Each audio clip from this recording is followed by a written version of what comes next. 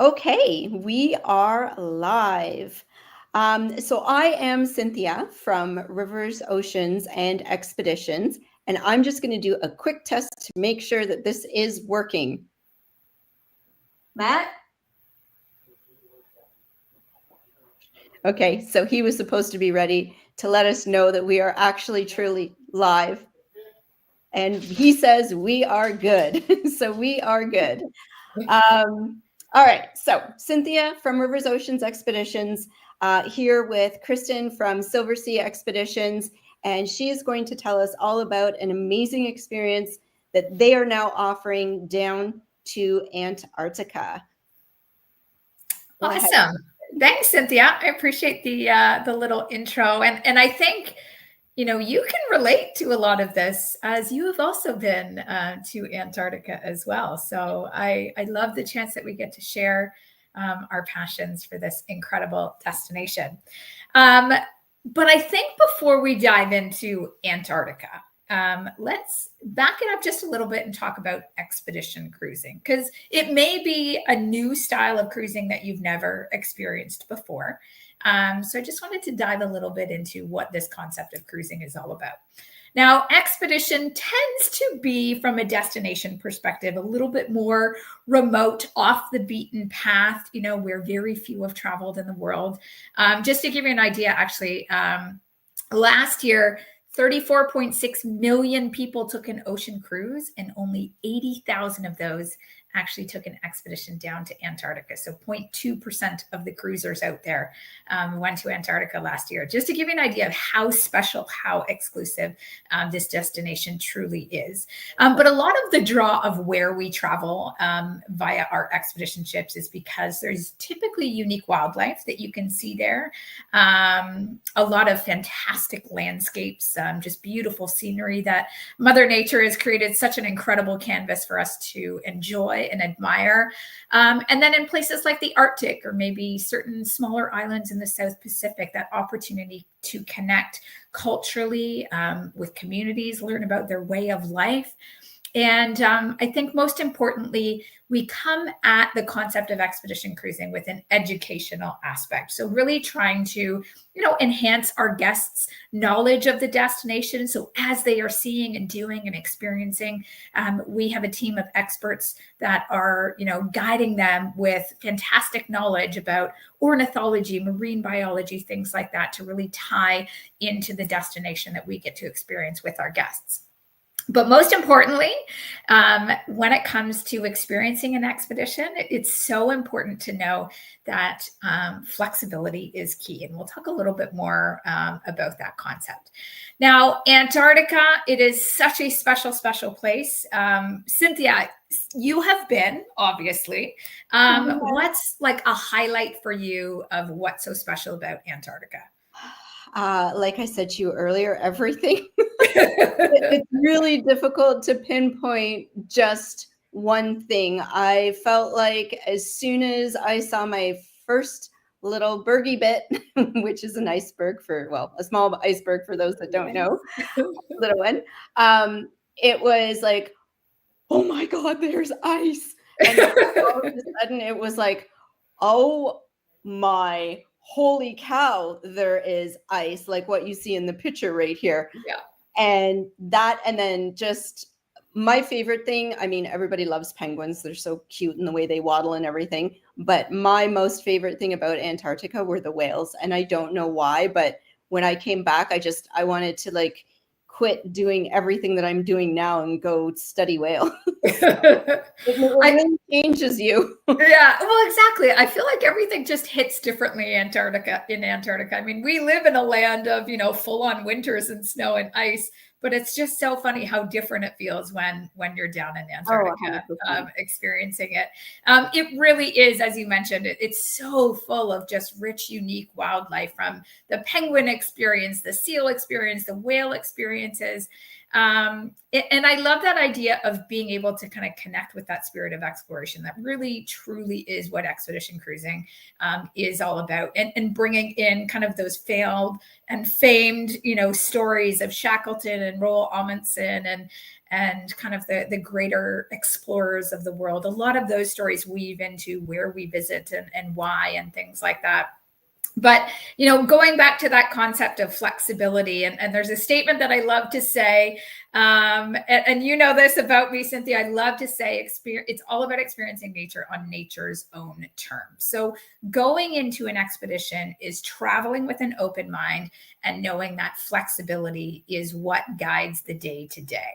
And so I just wanted to show you a couple sample itineraries to kind of show the difference between what an ocean cruise itinerary typically looks like versus an expedition cruise itinerary. So you can see on the left, this is just a sample Caribbean itinerary where you can see every day what port of call you're in, what time you arrive, what time you depart. And then on the right-hand side, this is an example of what an expedition itinerary in Antarctica can look like.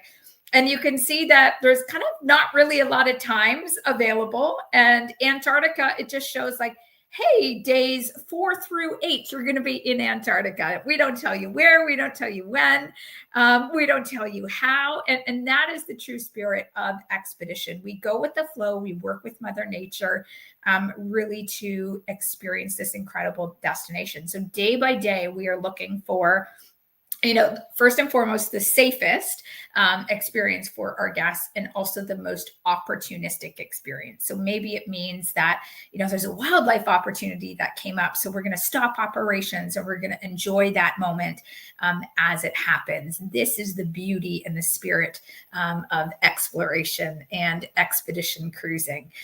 Now, for Silversea, we have been around as a company for just over 31 years. We have been doing expedition for just over 18. So we're now diving into our 18th Antarctica season, which is incredibly important to travel with an operator with experience in the polar destinations. Because we are constantly working with Mother Nature, you need to know when to pivot, where to pivot, why to pivot, and how to pivot. And that comes with years of experience being in these destinations. Now, the vessels that we use in a place like Antarctica, different from what we are using in, say, the Mediterranean, for example. These are polar class ships where they can be in places like Antarctica or the Arctic during first year summer ice. And you can see even our Zodiacs are sturdy enough to be able to explore through some of that brash ice that we experience in the water, especially in the early season. Now, for us, we are a fully inclusive experience. So all of your off-ship adventure comes included, your kayaking, your hiking, your Zodiac cruising, your landings, all of that. And then everything on ship comes included as well. And I'll go into some of those details in a little bit. But we're very proud of our industry-leading crew-to-guest, guide-to-guest, and Zodiac-to-guest ratios, because that essentially means that we have that very personalized, intimate experience with our guests. So a very high crew and guide ratio to keep those groups small, and very personalized for our guests while we're in destination. And I'll talk a little bit about who is responsible for kind of creating these fantastic day-to-day experiences that we have in Antarctica. But let's talk about, how do we get there? What does the journey look like? Now, with Silversea, we do all of our kind of jump off points to Antarctica from Chile. So we start our guests in Santiago. That's sort of the best and easiest international airport to fly into.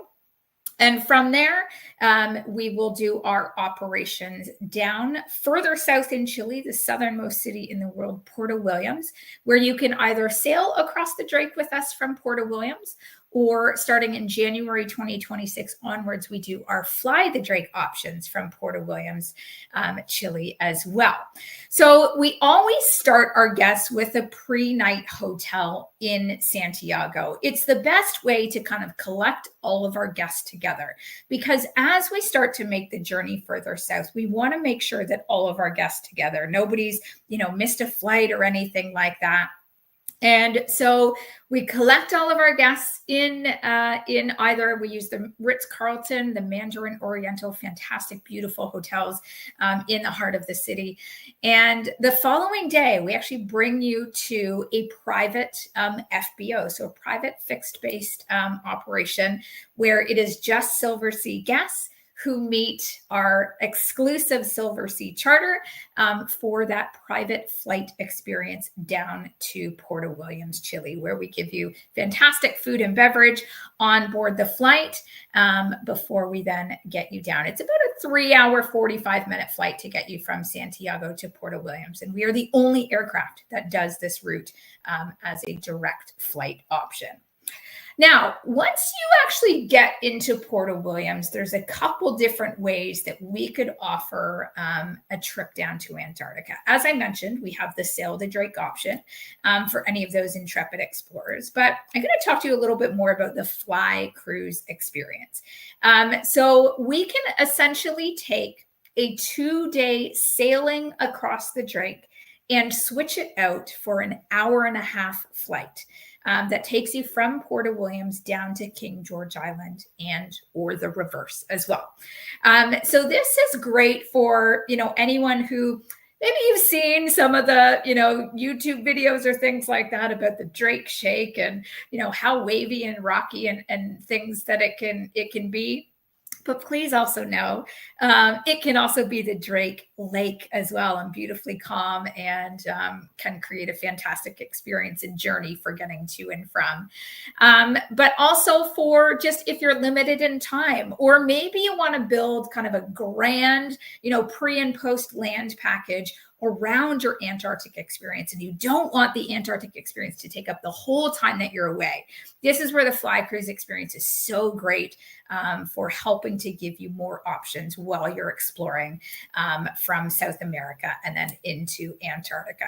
So we can fly you round trip across the Drake Passage if you really want to keep, that operation tight and efficient without losing your time in Antarctica. Or if you're kind of the intrepid explorer, you want to get a little bit of both, get the best of both worlds, we can do a fly the Drake mixed with a sail the Drake. And you can kind of switch them out and do them one way or the other. So there's fantastic options depending on time that you're able to get away, things like that. Sorry, go ahead, Cynthia. No, I was just going to say, I truly think that everybody that does go to Antarctica has to do the Drake at least one way. Just once? I'm just saying, you just have to. It's like the initiation, so to speak. Right? It's like your rite of passage to have earned the badge that you have been to Antarctica. Yeah.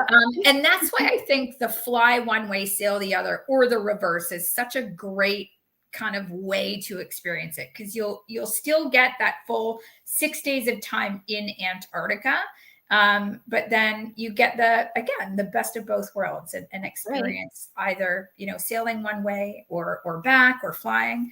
Anyways, it's a fantastic option, one of my favorites, and I'm so glad that we offer it. So now we're going to talk a little bit about a hotel, and you're probably thinking, what the heck does a hotel have to do with Antarctica? Well, Silversea is building the southernmost hotel on Earth in Puerto Williams, Chile. And we are the exclusive cruise line, the exclusive operator that departs from Puerto Williams. And we saw an opportunity to make what used to be kind of an operational, need pre and post. We used to be using Punta Arenas. Now we can kind of turn this part of the journey into an experience, into sort of the introduction to the Patagonia region, and help our guests ease into the adventure. So we are building this hotel. It's literally located about 2.5 minutes transfer from the Puerto Williams airport, and our guests will have the ability to enjoy the facilities of our Silversea hotel. We have brought in a lot of the elements of the surrounding to build this hotel. So you'll see fantastic kind of, wood tones designed into all of the rooms, beautiful kind of stone reflecting the mountains that are located nearby, and really just bringing in those natural elements to give a fantastic nod to the beautiful surroundings that we have.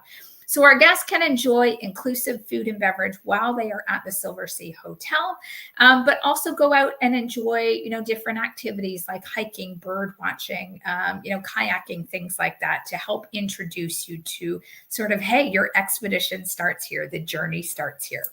So if you're doing either a flight from Port of Williams down to King George Island, we will include a one-night pre-hotel stay at the Cormorant. Or if you're doing it in the reverse, where you're doing the flight from King George Island back to Port of Williams, then we'll include a one-night hotel stay at the Cormorant on the post side of things. And the great thing is all of this is already included in the pricing as part of the journey. It's not extra that you need to be adding on top of anything. So then the flight between southern Chile and the South Shetland Islands, which is sort of the gateway to expedition cruising in Antarctica, is a very unique one. We use smaller aircraft that fit about 70 guests per plane. And we bring you down to essentially this gravel runway located on King George Island. And there's no airport, there's no major infrastructure or anything like that. This is essentially a Chilean research base, and it's also the main sort of landing strip that a lot of the other, research stations use to bring supplies in and out for their use in Antarctica. So this is where you are landing. You literally walk off the plane in your gear in the heart of the destination. Your expedition starts now. So we will take you with these little mini buses along the little rickety road to get you from the gravel runway down to where the expedition team is waiting with our Zodiacs. And they will provide each of our guests with a life jacket, and they will get you loaded into the Zodiacs. And this is how embarkation will happen to the ship. So pretty cool, because it's not your traditional, embarkation day. Think of, if you've been in Alaska or, in the Mediterranean or something like that, where you're typically starting in a major city and they lower the gangway and you come on board and then the ship departs for sail away. No, this is a true, kind of rugged exploration adventure where you start your journey with us on a Zodiac if you're doing the fly in, which is pretty cool. Or if you're disembarking that way, it just helps that kind of energy of adventure linger a little bit longer. So once we're in destination, the expedition team, they are really the ones that make it all happen. They are, typically from a science background. So, maybe they're geologists, archaeologists, polar historians, they're ornithologists, marine biologists. They all bring something different to the table to help educate our guests. They will do briefings about the different things that we're seeing along the way. They will do, on deck guiding. They will, of course, point out, we tend to get the wandering albatross that likes to fly next to our ship. So we're always on the lookout for stuff like that. We're looking out for whales constantly. And they'll offer different lectures throughout the experience as well to give you that deeper dive into the educational element of this amazing destination. But before we ever send our guests ashore in Antarctica, we do go through a lot of, safety consultations and things like that to help you understand the use of the Zodiac, because this is our main mode of transportation to get our guests to and from shore. And we also use it to go out and do some great scenic opportunities as well. So this is just kind of a look at what it can be like getting from a ship into a Zodiac, and then the Zodiac getting you to shore. So there's always helping hands from the Silversea team to make sure that you are taken care of and have that, extra sailor's grip arm that you can reach out to make it an easy transition between vessel, between Zodiac, and between the shoreline. They help you with your backpacks and things like that to make sure that you can always be hands-free when you are entering and exiting a Zodiac. So this is one of the briefings that we'll go through with our guests before we ever go ashore. Now, the second briefing that we'll go through, it's IATO guidelines. So IATO is the International Association of Antarctic Tour Operators. It is a member organization that we are a part of, essentially to make sure that we are offering a responsible experience for our guests down in Antarctica. So there's different guidelines that we need to be following as visitors to this incredible continent. And so one of those things is called don't pack a pest. And what that means is, let's say you were, maybe you had a candy wrapper just before you went ashore and you put the wrapper in your pocket.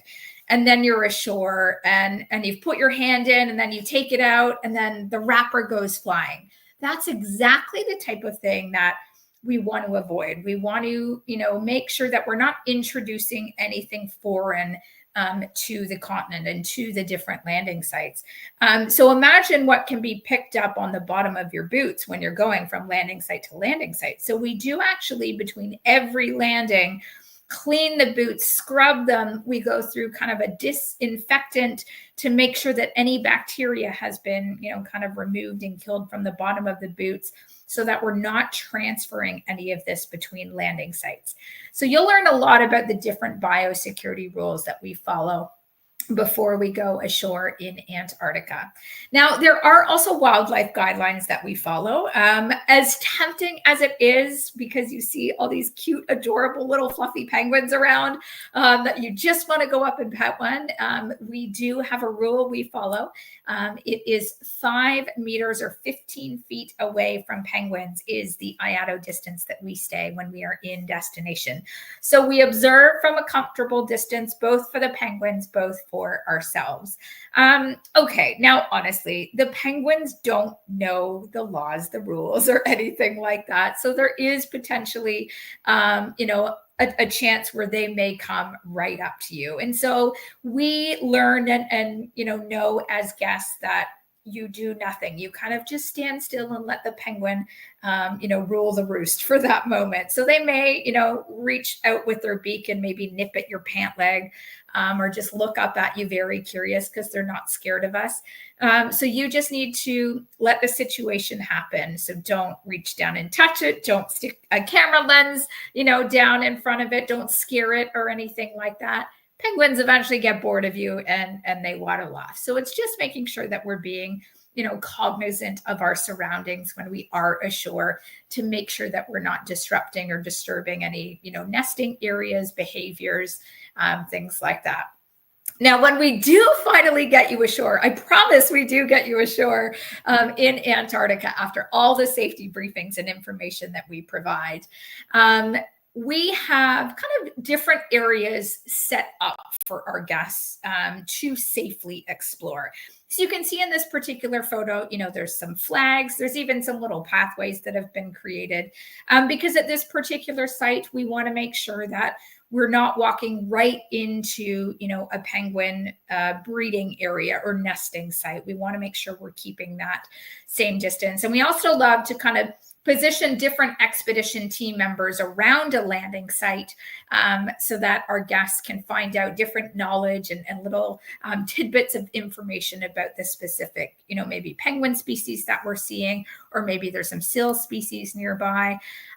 So the landing sites can vary depending where we are. Some can be a little bit more elevated. Some could be a little bit more maybe lower terrain, but maybe a bit rockier. It all varies and no, kind of expedition is the same. I've been down to Antarctica numerous times and I've never had the same experience. It just continues to deliver something incredible with each visit and with each different landing site that you get to experience. Now, I know, Cynthia, you have said how incredible and just shocking I think the whale experience can be. Well, Down in Antarctica. Yes, I did get to kayak in Antarctica, and we had humpback whales maybe 50 feet from our kayak, and I could cry thinking about that. It was so incredible. I was so scared, but I was also so in awe of it all. And I think I said a few words that I won't say online. But it was, honestly, I would do it again in a heartbeat. It was the most incredible experience of my life. You were probably feeling a lot of adrenaline in that Yeah. in that moment as well. And it's so interesting because there's obviously different seasons within the season that you can go down to Antarctica. And my most recent experience, so it was February of last year that I was in Antarctica, and that tends to be peak, kind of whale season. And so, quite a few more pods and bigger pods, and because it's such a great feeding time for them. And myself, now I can't say that this is always going to happen and it's always the case. We can't guarantee the whales or the wildlife or things like that. But I've had this very similar experience on my most recent trip down to Antarctica. And it was actually two humpbacks that kind of were swimming in between two of our zodiacs and would just sort of, come up beside. And I don't think I breathed for like an entire 2 minutes. No, and you wouldn't, right? It's crazy. We had 3. So there were 3 that came up, but we also had a research boat that was trying to get samples. So as soon as we saw them all come up and we were all like, all of a sudden the Zodiac came, like it was a science boat, came whipping around trying to get samples, and they were gone. Oh my gosh. Yeah. And these moments are fleeting, and oh my goodness. But that, I think, is just part of the magic of this destination, is you just never know when this type of occurrence, could happen. So as I mentioned, we also use the Zodiacs, not just as a form of transportation to get to land, but to enjoy the incredible surroundings, whether it's along a coastline, whether it's, to observe icebergs. And again, things that you don't necessarily, that you're not necessarily aware of as, you're sitting enjoying the Zodiac is, the person that's driving the Zodiac, they are always aware of how far away are we from an iceberg, from a glacier that may calve, things like that. They are always thinking distance and safety and things like that, because we know, especially icebergs of this size, it's 10% is above, but 90% is below the water. So they can shift, they can roll, they can crack, and they can actually create quite a tidal wave in and of themselves. So again, while we're just in awe and totally distracted by the beauty around us, our expedition team is constantly calculating, okay, how far away are we? Is it, a safe distance, things like that. Because it's always safety first in destination. And they do they do tell you what to do too on the kayaks, just in case, right? They do. And it's funny because I continue to go kayaking in Antarctica whenever I'm down there. Yet every time I learn about, oh my gosh, what if a glacier does calve and it creates, and I have these little kind of moments in my head of, can I do this? But I think, again, it's like you're experiencing this off of the adrenaline and the excitement. And you'll be fine. Yeah, I know. They would never put us in harm's way. So it's, it's my own, maybe overcoming some of my own fears, which do it anyway, right? Exactly. Well, exactly. Because when are you ever going to say that, you get to just go kayaking in Antarctica? Exactly. It's amazing. I think sometimes what surprises people about Antarctica is how rocky, how mountainous it can be. Because I don't think I really knew that before I went down. And again, can create some really fantastic moments for where we can, dip our Zodiacs in and just enjoy the beautiful surroundings. So talking about kayaking, here we go. So this is one of our included activities with Silversea. And now, okay, I do need to say, we don't teach kayaking. So if you've never been kayaking before in your life, and let's say you want to plan for an expedition a year or, into early 27, go on a lake next summer and start kayaking, just to get a feel for it, to be comfortable with it. Because we will do a guided kayak with our guests, but we do want to make sure that you've at least sat in a kayak before. As I said, we're not teaching it, but we always do double up on kayaks for safety. And so you've always got a buddy with you and things like that, which I've always appreciated, because then when I go with my husband, when my arms get tired, I can stop paddling. But it's 100%. Yeah, but it's just such a fantastic, incredible experience to do something like this down in Antarctica. So Cynthia, I gotta No. ask you, are you a polar plunger? No. No. No. Now, to be fair, the terror that is on this guy's face, that's about the equivalent of any time I've done a polar plunge. And my mind plays tricks on me every time I go into it. It is something I do not enjoy whatsoever. But then it's one of those things. It's like once you've done it, and you've got the certificate to show off that you've done it. It's Yeah. what can you ever say? Maybe I'll get mine next time. So Cynthia, you'll be like the perfect person then to be the videographer for the people that. Yeah, I am great at that. Yeah, yeah. So it's okay. Everybody plays a role on Polar Plunge Day. There you go. But yes, you can enjoy this crazy insanity as you like. And I know you mentioned the penguins, and they really, truly are the highlight for all of our guests, I think, when you're in Antarctica. Now, when we're in and around the Antarctic Peninsula, we get the Gentoo penguins that you see here. We get your chin straps and your Adelies, and they're all, and it's funny because we have a goal where we try and bring you to some landing sites where there's potentially a chance that you could get all three species. So we always kind of start a little game with the guests, like try and get all three penguins in one photo. And I think over the last, number of seasons, we've maybe had 2 or 3 successful attempts at that. So wow. It could be a fun little thing to keep an eye out for. But they are characters. The way they waddle, the little penguin highways that they make in the snow. It is absolutely so fascinating to watch them.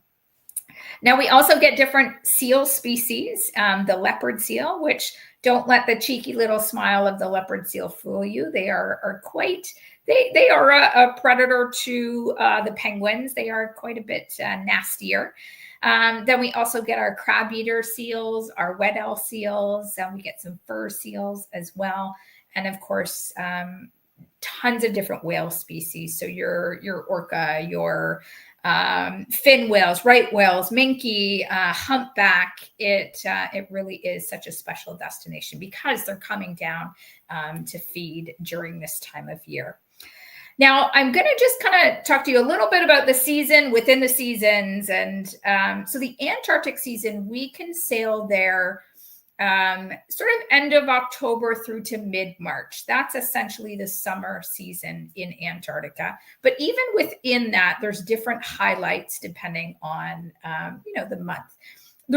Trust me, there's no bad time to go to Antarctica during this season. Every time of year has something special about it. So that early season, when it's, November, early December, your temperatures, they can average -5 to 0 degrees or 23 up to 32 Fahrenheit, about 16 hours of daylight. So we get nice long days to be able to, just execute the operation, but enjoy, incredible on-deck evenings, looking for wildlife, things like that. And at the early part of the season, you get so much fantastic fresh snow, lots of floating ice in the water. I like to say this is the photographer's dream type of the season. When you see Antarctica advertised in like magazines and brochures and stuff, it's usually photos taken at this time of year because everything is so fresh and pristine.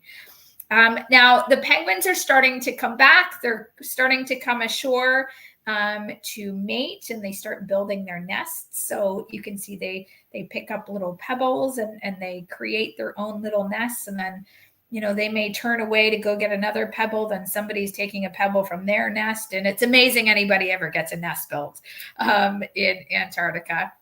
We see the whales start to return. And we also start to see some of the seals mating as well. And that's a scenario where, the seals, especially the males, when they're fighting for the same female, they can get quite aggressive. So this is part of what the expedition team is looking for when they are setting up a landing site or when our guests are ashore, to make sure, again, that we're always that safe distance away.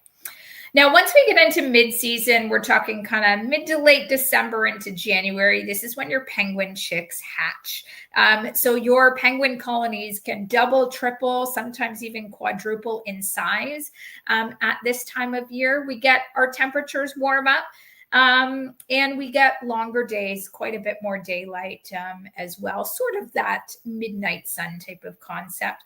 Now, because it's starting to warm up, of course, the ice is starting to melt as well. So we get a little bit more activity with the glaciers starting to calve. Some of the more rocky shorelines are starting to get exposed as well. And of course, we start to see the seal pups become present at this time of year.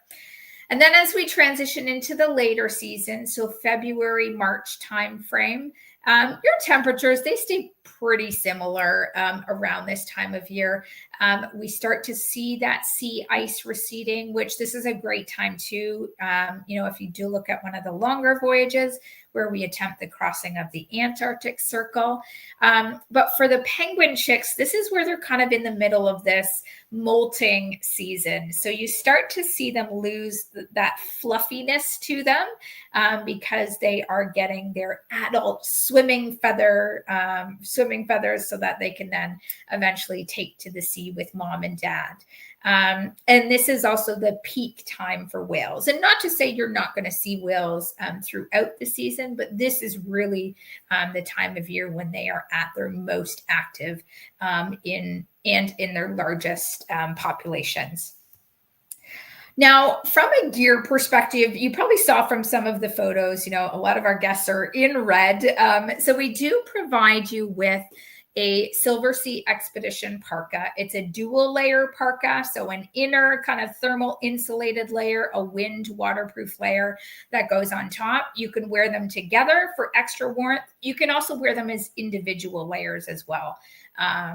Sometimes when we're just up on deck, looking out for wildlife and things like that, I might just throw on, the wind waterproof layer. Now, when you're doing our fly cruise program, we do also include the waterproof pants that you can see these two gentlemen wearing. And we do also include the expedition boots. Now, the parka and the boots, those are yours to keep. The parka and the pants, those are yours to keep. The boots, we give them to you on loan. And these boots are perfect for slush, snow, ice, freezing cold water. They are made for these types of destinations. So it's a nice, just extra thing to have on loan from us. Now, we also give you a backpack and a reusable water bottle. Those are little souvenirs you can take home with you as well. And of course, if you do participate in our kayaking program, know that we take care of all of that gear. So polar dry suits, the boots, the pogie mitts, things like that. You just need, your worm hat and you're good to go for any of our kayaking trips. Now, people always ask, what do you pack for an Antarctic expedition? Well, the nice thing is you do get kind of that starter gear pack from us because you want to limit yourself to one checked luggage for this experience. Because we are using these smaller charter flights, we have one checked bag per person, plus you can bring a carry-on and personal items. So you want to be very intentional with how you're packing. So the obvious things, you want a warm hat, you want something warm that you can put around your neck, and warm gloves. And I usually say bring at least 2 pairs of gloves with you. Some people bring the ski mitt, some bring, maybe a glove liner and then put a waterproof layer on top. Because typically you go out in the morning, do, a landing, do a Zodiac cruise, and then come back on board for lunch while we reposition the ship. And then we go out and do it all again in the afternoon. Your gloves will get wet from the morning.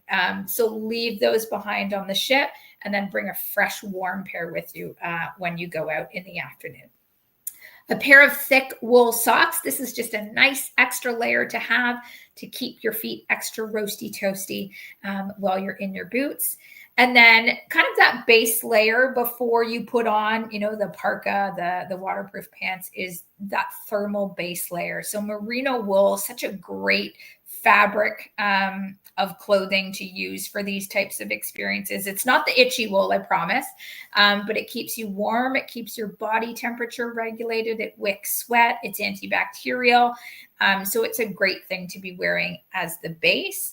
And then on top of that, a fleece zip up, throw on some hiking pants or joggers over top of your base layer before you then finish with the waterproof pants and the parka. Now, from kind of a travel perspective, because of course you start in Santiago where it's, warm weather temperatures, then you get down to Puerto Williams where I would call it like fall temperatures before getting down to Antarctica. You do want to make sure, you have comfortable footwear just for wearing on the ship, but for those travel days as well. And then just kind of easy layers that you can take on and off as you transition between the different temperatures. Now, of course, bring a bathing suit. As you see, we do the polar plunge, but you can also enjoy the facilities around the ship. Maybe it's a glass of champagne while you're sitting in the hot tub, things like that. Polarized sunglasses, sunscreen, lip balm with SPF, a sun hat. I usually do like a ball cap and maybe a headband or a warm hat over top of it. Because the sun shines hot down there. And believe it or not, even though it's cold out, you can very easily get a sunburn. And if you do have great, camera equipment, make sure you bring a waterproof camera bag with you because you do get the splash and things from the Zodiac as you're moving around. And then sometimes guests, they fear that they're going to be cold, so they bring those little foot and hand warmer packets. Those are always great to have on hand as well. I was actually hot. I don't think we were. What's so funny is I feel the same way a lot of the time. And oftentimes I would just do the base layer and the waterproof pants and the parka on top.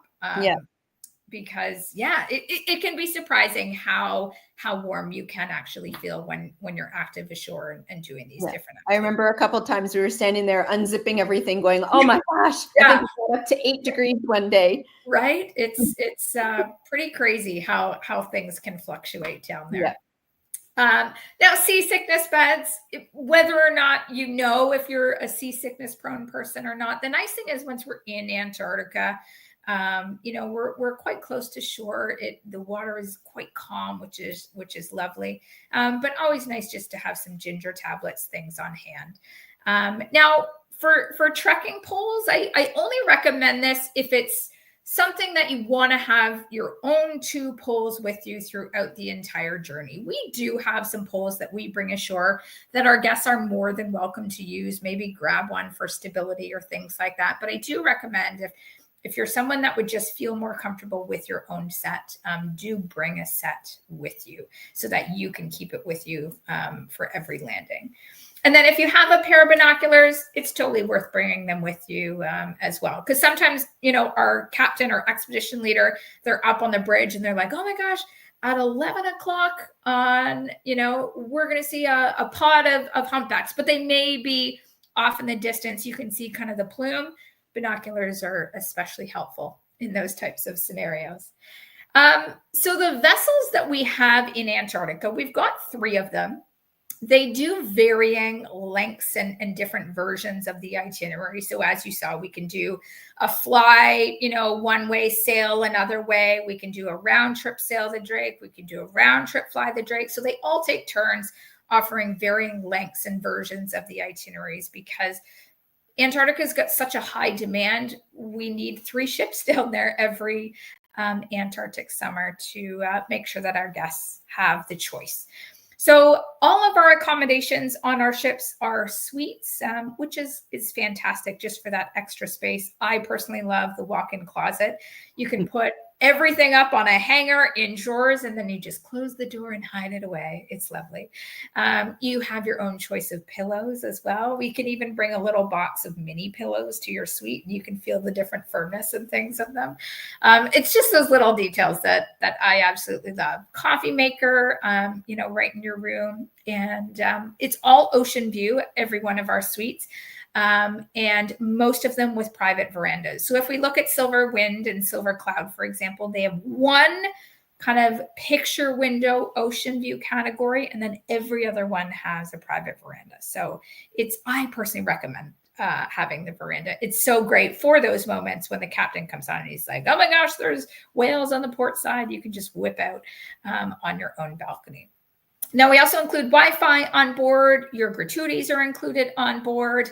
And we do have the personalized service of your butler every day as well. So the things that you never think of, like I've come back to my suite and they have hot chocolate and freshly baked cookies waiting for me, or they deliver a platter of fruit to our room to fuel the afternoon hike, things like that. I personally love the evening popcorn service because sometimes at night you're tired after dinner. You just want to go back to your suite and watch a movie. I'm one of those people. So you can order the popcorn service and it comes in this very traditional, movie popcorn container. You can get the sweet, the savory, the salty, all those little moments just to add to, kind of the special experience that you're already having. Fantastic dining options. We recognize these voyages can be, long, and we want to give you the variety still from a food perspective. So we've got 4 different restaurants on board our ships. Plus, you can always get snacks, room service, all throughout the day. You'll never go hungry, trust me. Now, in the evenings, we all congregate in the Explorers Lounge, and this is where the expedition team will go through all the daily recaps, the briefings, where we'll have our lectures and things like that as well. But there's just so many great little corners and nooks and crannies and lounges that you can sit and experience the view and enjoy your surroundings, and really just appreciate the incredible destination that you're in. And, we do heat the pool. There are some people that will use the pool. But I think my favorite is in the evening, maybe after dinner, sitting in the hot tub with a glass of wine or something before heading to bed. But so many great, fantastic little moments around the ship, and so much open deck space too. So you can always have the views of the destination. Now, I just want to show a quick little 30-second video just to wet your whistle a little bit about what the fly cruise experience can look like with Silversea.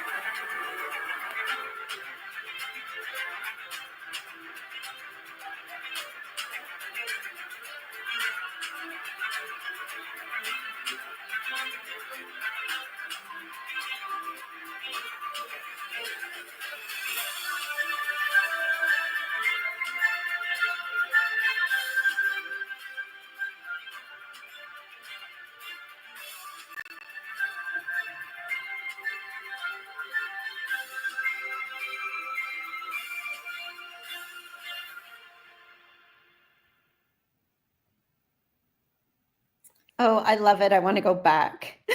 I always struggle seeing these videos because I just want to be there. I just want to go to Antarctica.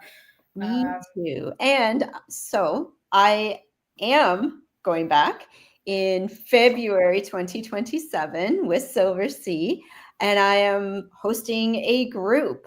So if anybody does want more information about that, please reach out. I know there might be some people on here that were invited by some other agents or agencies, or you might just be randomly here. Please do reach out to your travel agent or the agency that invited you.